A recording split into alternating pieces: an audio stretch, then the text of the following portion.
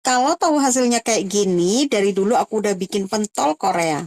Jadi ceritanya, aku tuh sebenarnya nggak pernah kepikiran sama sekali mau bikin yang namanya pentol Korea. Serius, denger namanya aja dulu kayak, apa sih bedanya sama pentol biasa? Jangan-jangan cuma beda negara doang. Tapi ya begitulah hidup. Kadang bukan rezeki yang datang tiba-tiba, tapi keinginan masak yang muncul tanpa alasan. Jadi kemarin aku scroll-scroll HP, muncul video temanku yang lagi jualan pentol Korea. Lah kok lucu, lah kok ngiler, lah kok tiba-tiba pengen. Padahal sebelumnya beneran nggak tertarik sama sekali. Habis lihat videonya, otak ini langsung bilang, coba Gi buat, coba Gi, ayo buat yuk. Dan kalau udah ada bisikan-bisikan kayak gitu, biasanya berakhir dengan membongkar kulkas. Dan pas aku buka kulkas, aku nemu sesuatu yang jujur bikin aku ngerasa kayak ibu-ibu hemat versi pro. Ada sisa ubi rebus dari kemarin, duduk manis di pojokan yang dingin. Kayak nggak ada yang peduliin gitu, kasihan banget kan.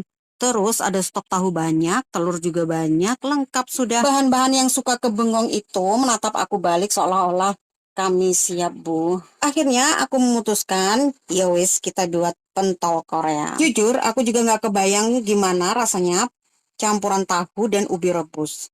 Ini perpaduan unik atau percobaan berani, entahlah. Tapi hidup itu kan harus dicoba ya kan. Aku mulai nguplak-nguplak, ngadon-ngadon sambil mikir, ini nanti jadinya enak apa cuma jadi konten ya. Tapi ya sudahlah, bismillah aja. Terus karena aku tidak bisa hidup tanpa bumbu tambahan, aku sekalian bikin saus asam manis ala Thailand.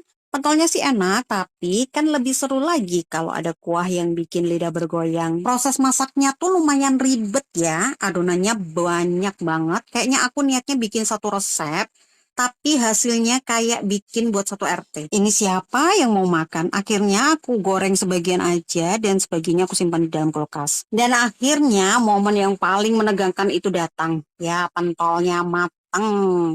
Aku cobain, terus aku diem.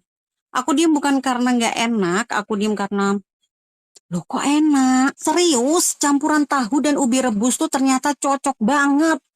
Teksturnya lembut tapi tetap kenyal, apalagi kalau ditambah saus asam manis ala Thailandnya juga bikin makin rame pokoknya. Dan pas aku kasih orang serumah, pada bilang enak. Kayaknya aku bakalan bikin lagi sih, tapi entah kapan. Yang jelas tadi aku bikin satu resep dan hasilnya banyak banget. Dan dari sesi masak random ini aku jadi ingat satu hal. Jangan pernah meremehkan bahan makanan apapun.